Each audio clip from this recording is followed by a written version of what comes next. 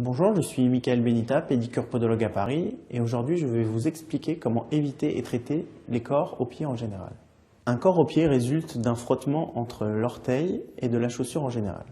Ce frottement peut être douloureux et aller jusqu'à un stade inflammatoire.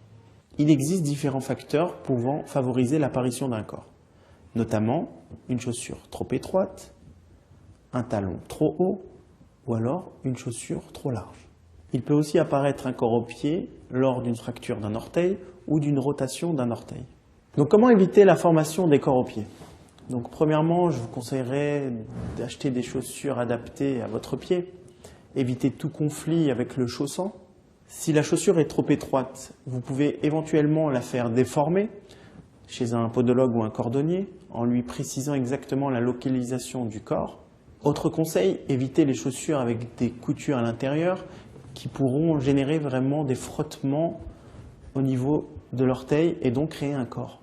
Lorsque le cor est installé, que vraiment on a atteint un stade inflammatoire douloureux, une visite chez le pédicure sera nécessaire afin de lui permettre d'abraser et d'énucléer le corps. En général, un corps douloureux présente ce qu'on appelle un nucléus, un noyau au milieu, comme une sorte d'œil, et le pédicure sera apte à l'enlever.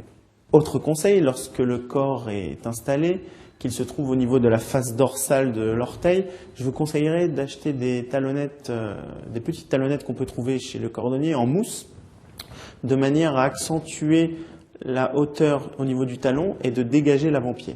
Pour éviter tout conflit entre l'orteil et la chaussure, le podologue peut confectionner des orthoplasties de manière à protéger l'orteil. On peut trouver des cors au niveau de la face plantaire du pied.